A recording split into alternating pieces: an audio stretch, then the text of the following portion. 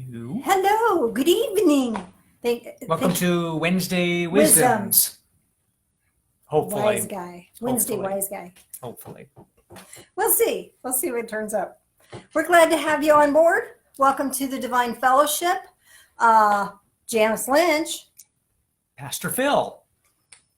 or Mr. Phil, Mr. or Phil. Yeah. whatever you want to Yeah. call him. Just don't call him late for dinner. Yeah, That sort of way thing. back when, about, I don't know, 23 years ago, when I did my first funeral, I went to the funeral parlor and someone asked me, he says, well, so what do we call you? You know, I mean, and, you know, did we call you pastor Reverend. or reverend, whatever? And I said, oh, I'm about the most irreverent reverend you ever want to know. So just call me Phil. Yeah. So So Phil. still kind of Phil. true. Still kind of true. Phil and Janice, and if you put us together, we're Phyllis. We are. Takes two of us to make a half-ass pastor. Yeah. Phil. Whatever. Yeah, we're just So, we're welcome blabbering, aboard. we're waiting for people to come in, and oh, Hans is there, Oh, and hey. Terry, and Jackie. Hi, Jackie. Leslie, and Sandy, and Scott. Gosh, Scott, you just seem to always show up, and you're in Florida. Yeah. So, cool. Glory, hallelujah. Hopefully, Florida's doing well this time of year. Yes. We're having another weird day. We're Here it is. having an early April day, Yeah, it's May 20th and raining and chilly. and windy, and I'm ready for summer clothes. I don't know Yeah, about you. yeah. I'm ready for windows open and doors open. And oh, by the way, today is Ascension Day. yep. Today is the day that correlates to the day that Jesus ascended from this physical plane into the ethereal realms. So, and we talked Glory about that to on Sunday. That's what we talked about on So- Sunday. And so here we are. Happy Ascension Day. At least I think it's today. Might be tomorrow. I don't know. Look it up. It's the 20th. Should be today. Should be today. So. Whatever. Okay. All right. Let's We're go. close. We're ready to Happy go. 2 Ascension minutes of Day. blabbering. I'm sure you could blabber further. Well, I know, but they're got other things to do. So True. let's extol our virtues and move on. Whatever. We're done. So, That's the end of that that's the end of story. that one. Okay. But we want you to be Extol. joyful and happy. Extol. Yeah. Because trying times, it's easy to get stuck in that dreary stuff. Mhm. And when the weather's dreary, it's easy to let that capture your attention and drag you into dreary stuff. We don't have to. We get to be joyful and happy and full of love and light. Yeah, with like stupid jokes. Oh no, here we go. Have you heard the joke about the peach? It was pitiful. Oh, I know. Where does Spider-Man go for medical advice? WebMD. And, which state needs a handkerchief? Massachusetts. I was thinking, control. Oh, okay. Okay. Why do fish choirs always sing off key? Because you can't tune a fish. Yeah. Okay. They haven't been schooled in that. Oh. Ooh, Okay. Stop. Yeah. Stop. Okay. What are we talking about today? Tonight we're going to talk about setting clear boundaries. Ooh. And Phil and I have had a pretty good discussion about this because when I first met Phil, I didn't have very clear boundaries at all. And I've learned to create them. And I think a lot of that is due to this guy helping me along the journey. So boundaries, are they cast in stone, Mr. Phil? Wouldn't that be nice if they actually were? We can say, I'm going to change my life. I'm going to not do this or not do that or not see that person, and I'm going to just draw a line in the sand, and that's the way it is. Concrete. And whatever. And, you just kind of piss everybody off. And may or may not be able to get everything done. But no, they are not cast in stone. And that's the thing that people don't seem to quite grasp sometimes. They tend to move around based on where we are in life. Right. Maybe Circumstances change. based on our health, circumstances, the people we're around, the places we're at. Boundaries, for the most part, tend to move. Mm-hmm. So, And shift. and shift. So you have to From be moment to willing moment. to pay attention to that. And adapt not have to a that. cast in stone boundary. Although there are obviously some boundaries that maybe should be cast in stone, but very, very few. Everything else is subject to shifting and changing Mhm. because circumstances change, people change. Yeah. I may have a certain boundary and with a certain person, and then next thing you know, I'm not okay with that. I need to change that. And the key is knowing when to change, knowing When it's no longer when it's working, no longer working, all Or- that sort of thing. not getting the results that you're hopefully expecting. So, I have a and if you're not getting the watch results you're point. expecting, maybe you need to change the person that you're. or change Have the fun for it. expectations. Yeah. And that's all part of the exploration process.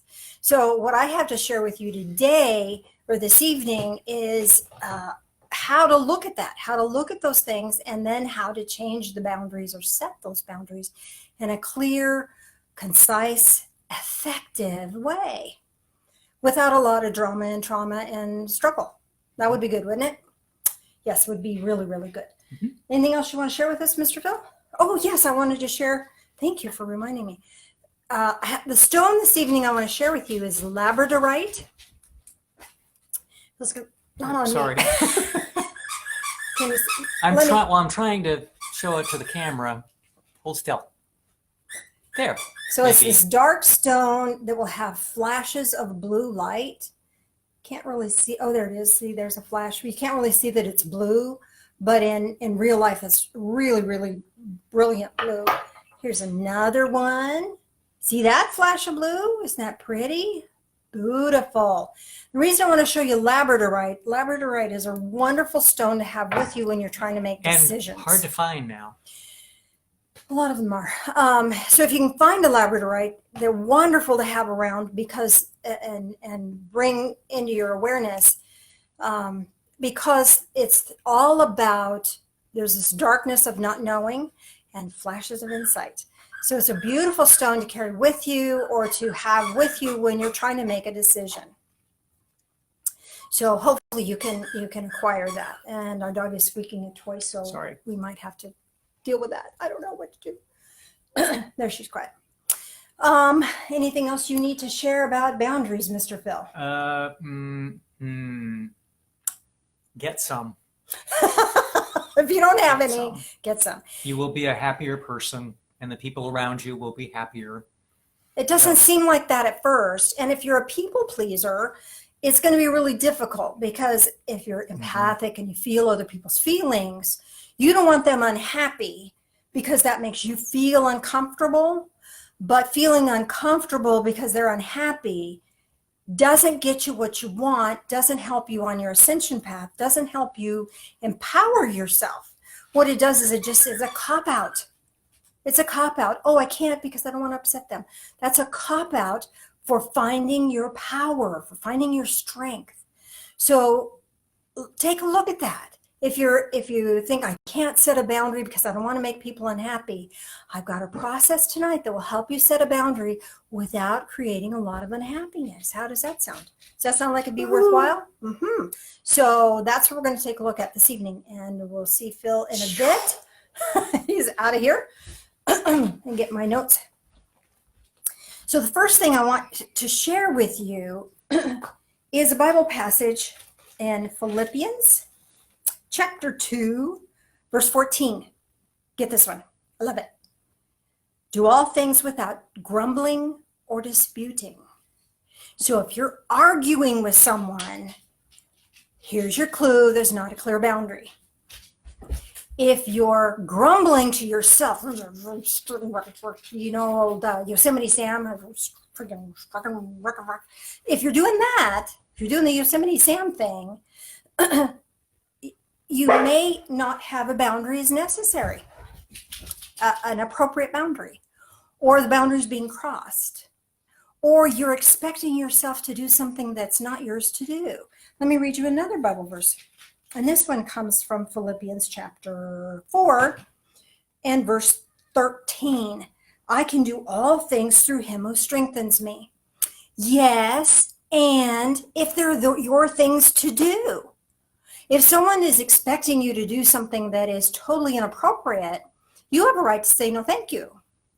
And you have a right to set a boundary and say, no, I'm uncomfortable with that. That's not okay for me. And what's really interesting about boundaries is I could do the same thing for somebody time and time and again. And then all of a sudden I'm like, I'm done with that. You know, I used to listen to people whine a lot and then go on and on and on and on and on. And it was like, this is not my spiritual path. How is this blessing me and how is this blessing that person to let them whine? So I give people a 2-minute whine. You can complain and moan about anything for 2 minutes.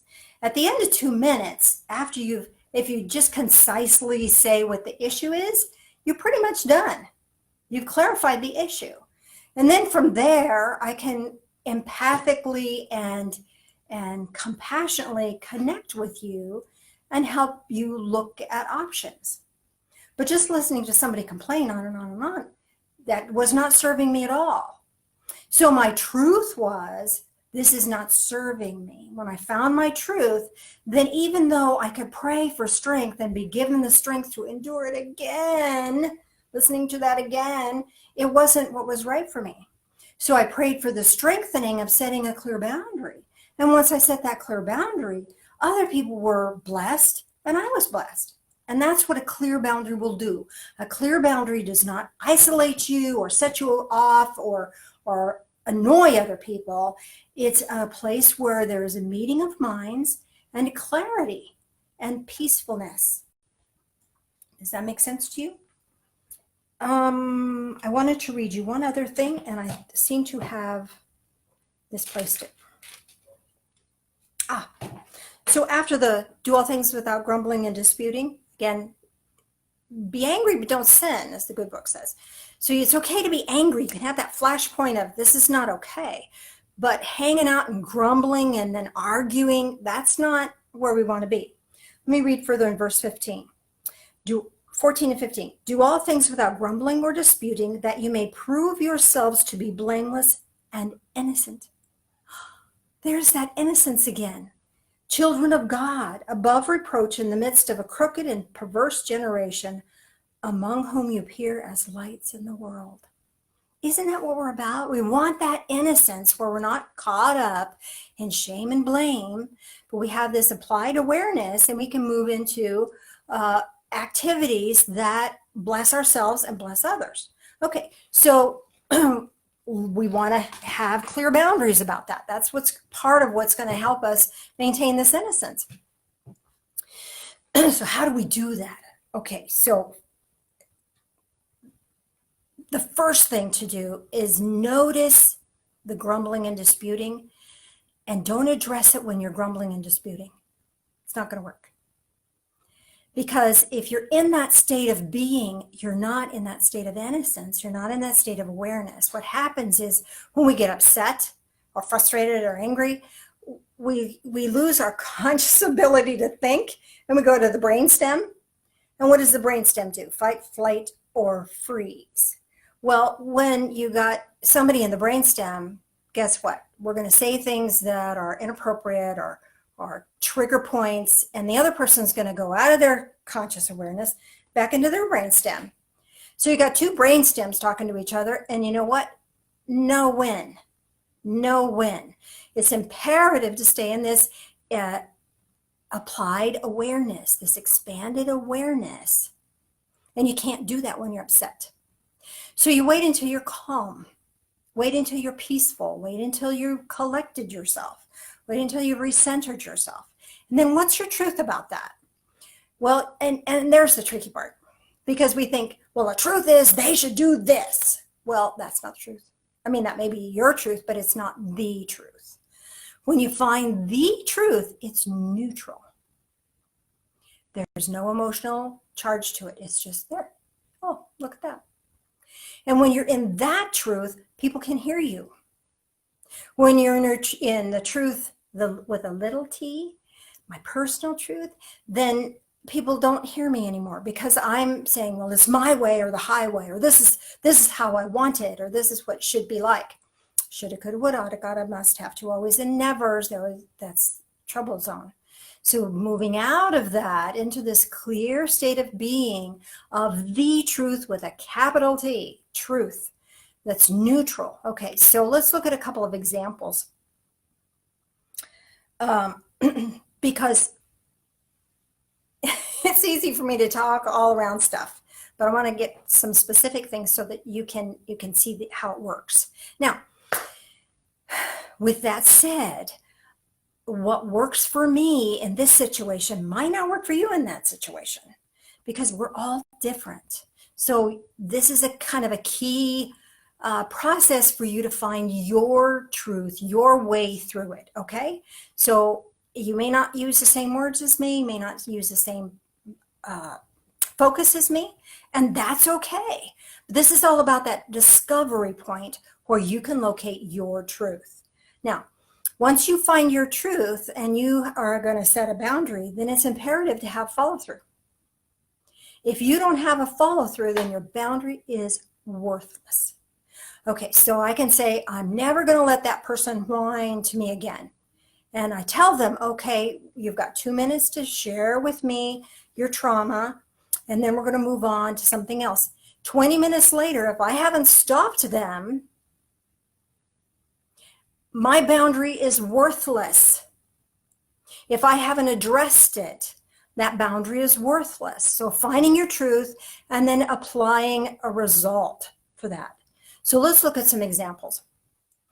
I asked a couple of people to share with me some thoughts that they had about boundaries and where they would like to have help setting them.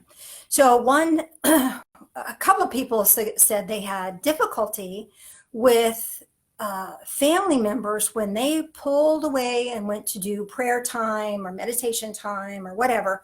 Family members all of a sudden would pop out of the blue and show up. And they told them, I need my time, I need my space. And it doesn't matter, they just show up. Now there's a couple things going on with that. Energetically, I want you to take a look at the fact that you might be connected to everybody all the time, sending them energy. And the minute you disconnect and focus on your own spiritual work, they're going, oh, where'd my person go? Where'd my energy feed go? Those people who are experiencing this, do you get kind of drained? Maybe. I would suggest to you that you might try disconnecting more often from family members, so that when you do separate yourself and pull your energy into that centering and your meditation and prayers and studying spiritual works and studying spiritual words, then they aren't curious and bereft of your energy field. Okay? A lot of us have huge energy fields, especially those of us who don't want to cause a rift or we're trying to keep the peace. We send our energy way out there. So try bringing that energy in more often, so that when you do happen to take some time, they're not all of a sudden in shock. Where did you go? Where's that energy field? I don't feel that energy. I need to go be in their space. Okay, so that's half the problem right there. Okay, so then there's the other part of setting that boundary of saying, I need to have meditation time now. I need to have time to go to work now. So by telling the person, okay, at 3 o'clock every day, or whatever time, at this time every day, I'm going to go and do some work, and I need to have alone time to do that. Or I'm going to go do some spiritual stuff, and I need some alone time to do that. And then be consistent and do that. Now, I know it's easy to just say, I'll do it when I feel like it, but that may not be the technique that is going to serve you best right now. Might want to start with utilizing the ability of setting a time and space and notifying people at first. So then set your time, set your boundaries, set your experience. And then when you go to do that, you remind them of that. Say, okay, I told you earlier that this is going to be my work time, so I need space now. Don't interrupt me. And if you do, I'm going to close the door. If you interrupt me now, then there's got to be some sort of a and then. Because without a consequence, it's not going to work. Because if they can interrupt you and irritate you, they win. And your boundary is worthless. So you don't get upset. You just walk away. And you say, I know it's really hard for you to hear this, and it's really hard for me to say that, but that was a boundary I set, that I really needed that work time, that meditation time. And I'm really sad that you interfered with that. So what could we do differently so that I could have that time that I need and you could have the attention that you need? What would work for you? Put them in charge of part of this. This is not your work, not all your work. Put them in charge of helping you find a solution. If they're not willing to help you find a solution, then you say, well, I can see that we're not coming up with a solution here. So here's what's going to happen. I'm going to lock that door. Or I'm going to go out in the car and take a drive. Because this alone time is really important for me. Or here's a movie. Go watch a movie and I'll be back with you in an hour or whatever time frame. But have some sort of a consequence that if your boundary is not respected, that you have consequences for that. You have a result for that. You have an and then for that. Make sense? And have them help you find the and then that will work. Because most people don't go through life wanting to screw up your world. They just want their needs met. And they don't realize they're screwing up your world until you tell them. So speak your truth. This work time is really important for me. You agreed to allow me to have an hour, 2 hours, whatever, of this time for myself. What happened? Ask them. Ask them a question. Get them to thinking, not with this brainstem of I want what I want when I want it, but rather the conscious awareness. Bring them into conscious awareness. You have two people in conscious awareness, you're going to have solutions. Make sense? Then there was somebody else who asked me about, they wear a face mask because in their family, they have people at risk and it's just imperative for them to do that. And then they go places and other people won't wear masks around them. And that upsets them. Good. Grumbling, disputing, you feel upset. Okay, there's a boundary and you can see a boundary is not holding for you. Okay, so you can tell this person before you interact with them, before you meet them in person, you can say, okay, I've made a contract or I've made an agreement with my family to wear a mask and only be around people who wear masks because we have people who are vulnerable in our household and it's my way of protecting them. So would you be willing to wear a mask when we meet? If they say yes and they don't wear a mask, then you can say, oh gosh, I was really, you said you were going to wear a mask. I'm really disappointed that you didn't. I guess we'll have to meet another day. And you leave. Consequences, results, and then. Because if you just sit there and suck it up, they'll never respect your boundary if you don't respect your own boundary. So respecting your boundary is primary. Does that make sense to you? So what's your truth in whatever situation you're in? And your truth is neutral. Your truth doesn't have this angst with it. No, it's innocent. It's just truth. Here's my truth. And when you can speak your truth and find your truth, then you can talk to that other person outside of being distressed. And you can speak to them and ask them if they would be willing to cooperate with you in this particular boundary, because this is what is going to work for you. And then if they're not willing to, you have a consequence that you're going to follow through on. Make sense?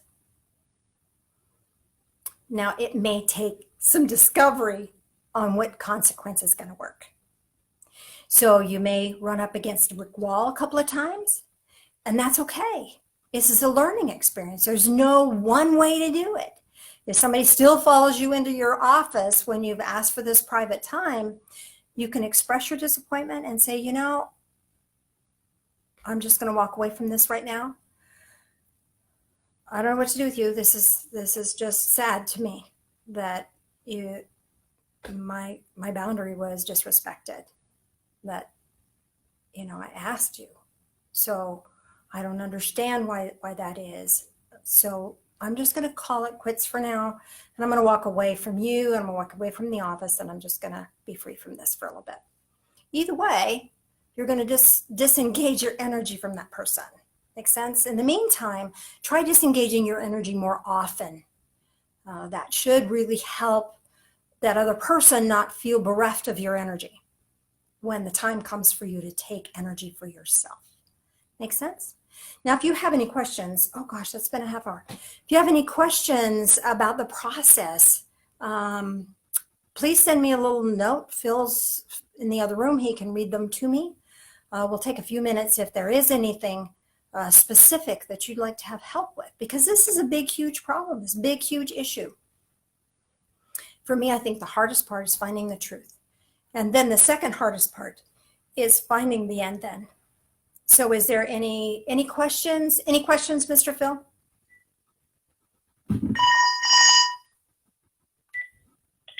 Yes?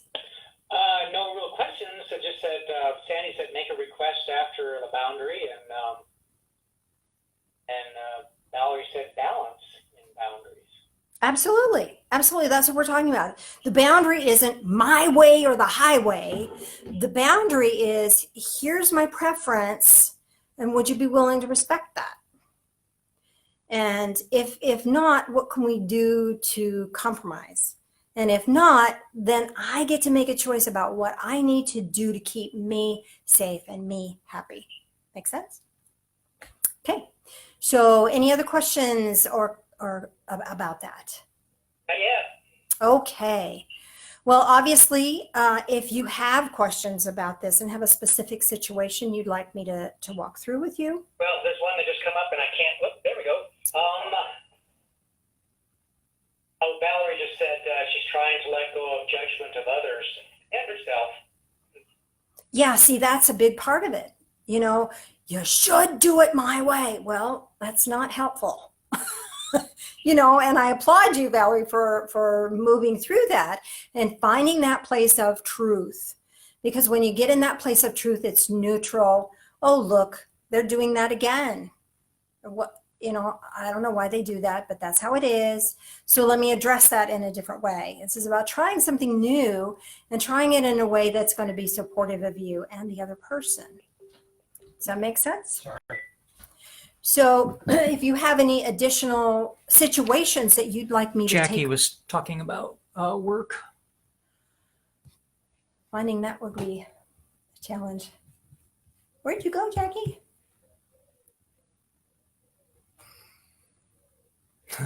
She's just talking about coworkers, and we have now, of course, the dogs, but they have no boundaries at all. Yeah, And no. we know that. But you can train a dog to respect your boundary. Just have to be diligent. Absolutely. And the same thing with people. Yeah. People They forget. require diligence on our part. You didn't really mean that, consistency. did you? Yeah, because that's what they're going to do. They're going to be all offended maybe at first, but just stay the course and stay in that truth. If somebody is pushing on your boundary, speak your truth again. No, With kindness. With kindness. I really need an hour to work in the office by myself. And they go, well, yeah, but we were going to do, I really need an hour to work in my office by myself. But you said we would do, I really need that hour to work in my office by myself. The broken record thing, keep saying your truth without anger, without hostility. So how about you let me work in the office for an hour because I really need that time, and we agreed to this earlier. And then after that, then we'll go do this other thing that you're interested in. Make sense? How does that feel? Hopefully that's helpful. Anything else I need to add, Mr. Phil? You won't remember it until after we sign off. Probably. Yeah. So if you have a specific situation you want me to address for you, type it out, send it in, and I'll do my best to take a look at it. All right, and get back to you. This is tricky stuff. It's tricky stuff. It's navigating in a whole new way. It's much easier to get angry and yell.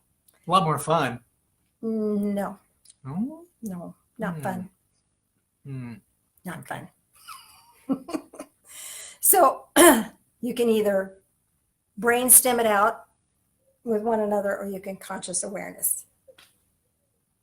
Move it into a different state of being. Okay. And again, that brings us back into this path of ascension, which is that innocence, because we're the light and it's time for us to shine. All right. Anything else anybody has to say? If not, we love you dearly. Do we want to do a quick energy thing if the dog will let us? Sure.